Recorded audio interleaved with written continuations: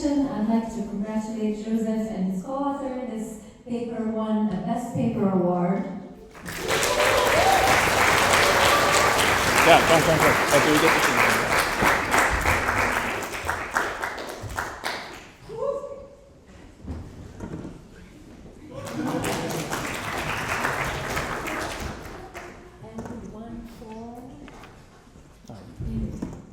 Yes, so Joseph is basically crushing GIS. He had geez. 3 papers, as I recall, and this one is articulating mechanical sympathy for Somaesthetic human-machine relation. Thanks, everyone. I just want to say this session has been very good. It's cracking stuff. So articulating mechanical sympathy for Somaesthetic human-machine relations.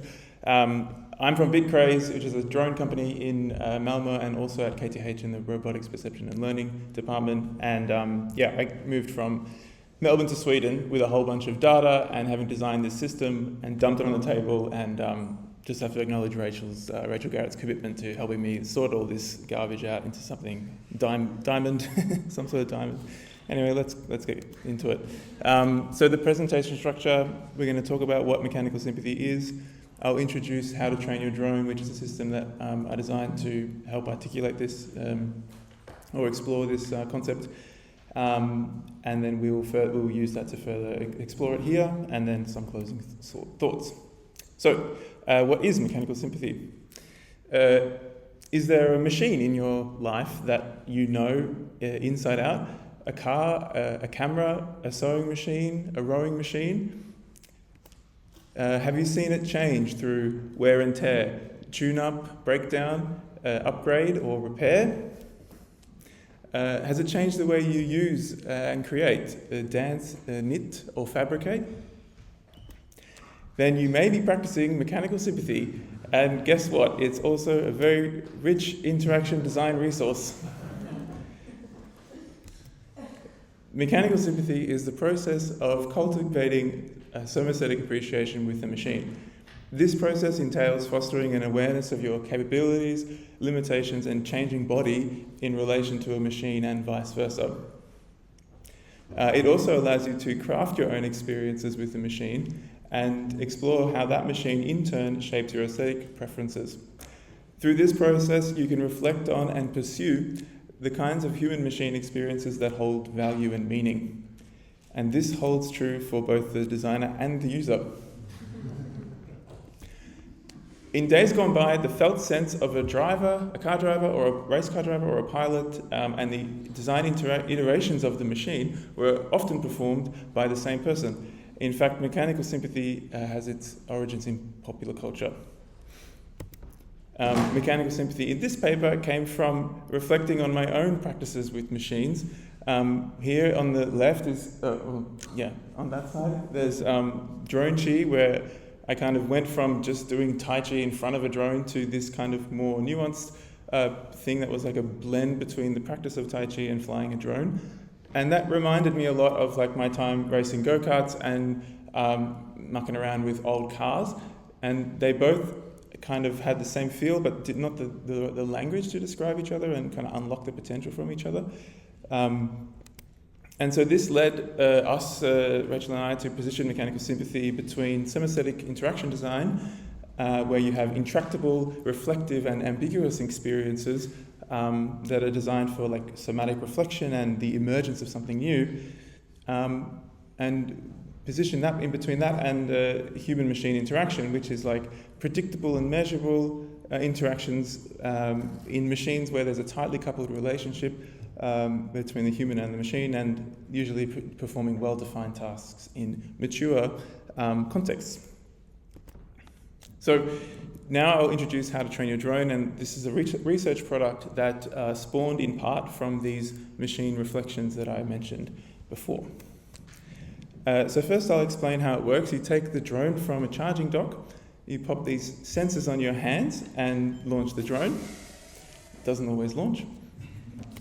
On first launch, it will spin on its own axis, and this means it cannot sense you.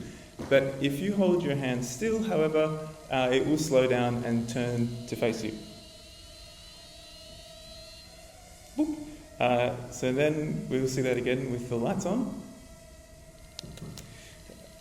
So here I am holding my hand still, slowing down. We have a rising tone to kind of help you see this. Okay, so what's happening here is that the drone has created two volumes in space where it can now sense me to its immediate right. And if my hands are in that space, I can move it around. And if not, it goes back to spinning on its own axis. And this is what that looks like.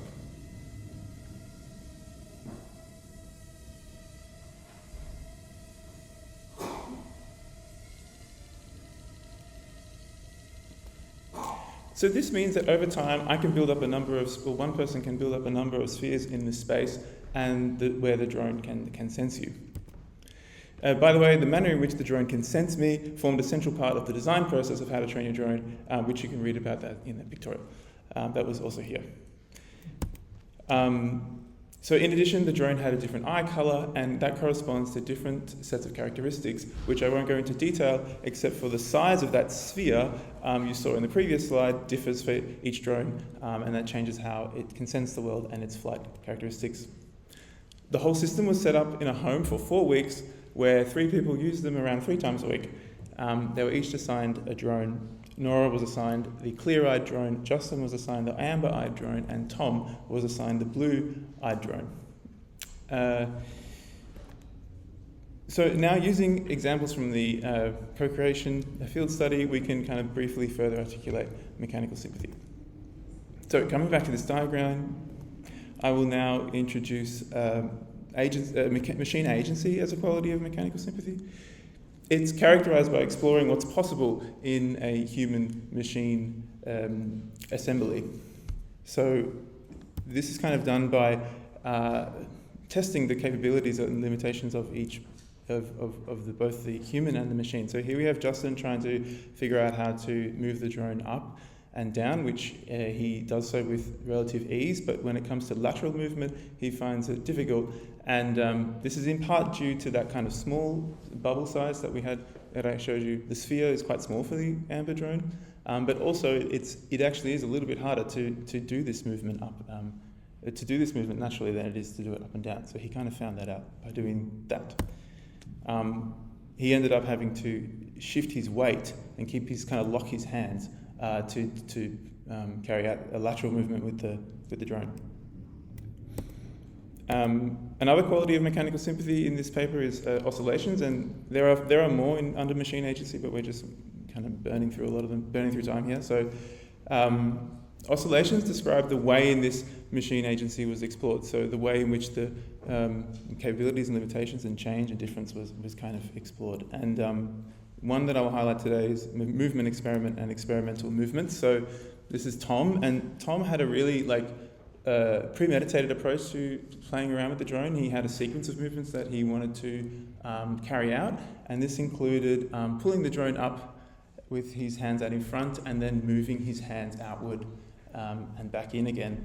And so it's a very consciously constructed movement sequence, but also this sequence was constantly evolving. So here he is kind of performing the switch, oscillating between a movement experiment where he's kind of trying something new, a movement with an expected outcome, and an experimental movement which was kind of more exploratory. So these are spheres that he's locked in from previous movements where he had his arms doing like this, and now he's trying to do this kind of I'm a little teapot kind of thing happening. And it enabled him to chase what felt good and what flowed.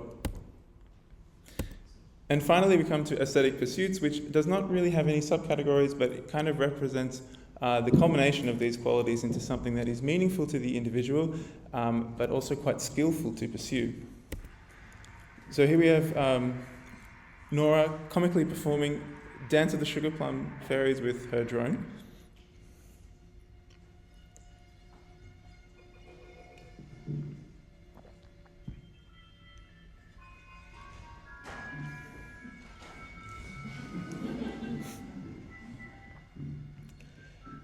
So unlike the others, Nora developed a tendency to let go of her drone and let it hang. This way she was able to move really differently to the others, and this is one way that she did that. And notice how she can interact with her drone in time with the music.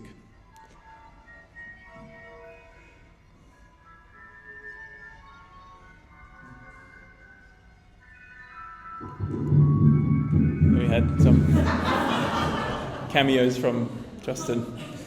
They're married now, so. Okay, and finally some closing thoughts. I hope this work begins to blur the line between the more value-focused Somaesthetic design disciplines and the more prescriptive and generalized world of human-machine interaction. In the paper, we have these 5 extensions of Soma design that help designers embrace these two worlds and create a generative and practical design method. But today, I will leave you with a simple kind of TLDR, open-ended question that embodies these extensions. And that is, do I change myself or the machine? Because when I look back across all of this data collected during How to Train Your Drone and the reflections on my experiences with machines, this open-ended question was lingering and kind of permeated every moment of these interactions, especially as emblematic of do I go back to a previous sphere or do I create a new sphere? And if this question is successfully posed by the designer with the space and time to properly consider it and explore it, I would say that the conditions are set for cultivating mechanical sympathy. Thank you.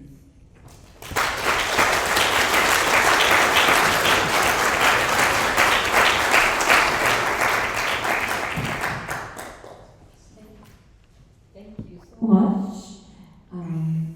Questions? Yes.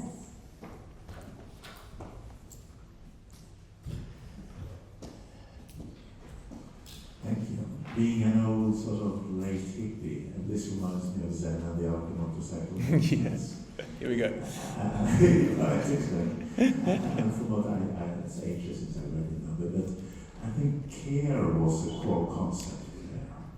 So how does care enter into this? Care for the machine? Yeah. And for yourself maybe also, the whole concept of care. I think it's kind of there implicitly, because one thing I found I think the reason why it's not explicit in this framing is because of when I was in the automotive scene, it's almost like it was always there. It was always there in the sense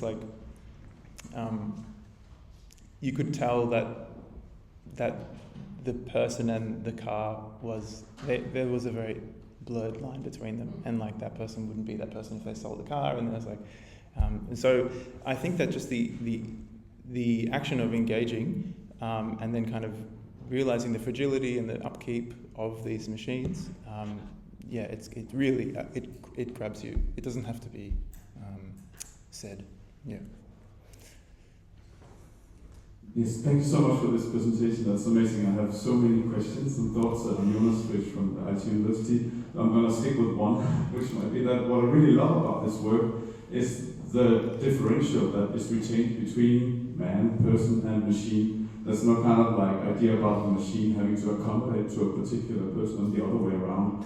And I think that's also what's so strong about this idea about the assemblage or the associated milieu that's created this kind of double assimilation between the different entities interacting. And of course we see this tendency to anthropomorphize also in voice design. That's something that I'm working on. We're exploring voices that sound more like robots, so we kind of keep the differential, but the affective intensity is the same and the care is the same. Could you maybe elaborate on whether that's something that you also find is important in this work?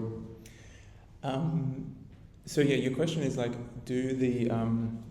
does the anthropomorphization of the robot kind of come into this, or is it best, or is this kind of cleave? There's no anthropomorphization, but it's really you keep the different entities with less strong relationships.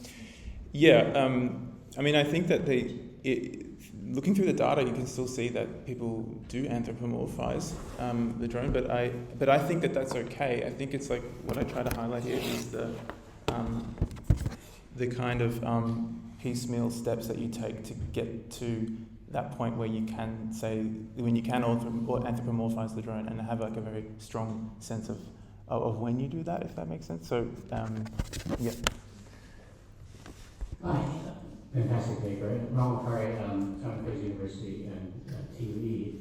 And I'm sure you covered this in the paper, but I wonder maybe just a moment to, I'm curious what your choice of the word sympathy. I mean, I think about having care for or care about, and I think it could, we might use attunement, all kinds of words. So often sympathy is also unidirectional, maybe, I don't know. But I'm just curious if you could expand more on the word sympathy. So sympathy started because it's a word that I've been like, motor car commentators would be saying mechanical sympathy. If you watch supercars in the 90s, they would just be like, oh, Peter Brock's got mechanical sympathy, and this is like a term that I have that's in me already. And I had would say that to my dad about cars. And then what I realized is that it's a nice thing because it kind of assumes that you're not trying to like pretend that overheating or busted propellers are a bad thing or a good thing. It's just like, this is what happened and this is how it kind of keeps things separate, which sometimes is a good thing, and you can concentrate on what's being felt rather than like what you think the other agent is feeling. Yeah. Thank you. Thank you, Joseph. Congratulations again for the best. Thank you.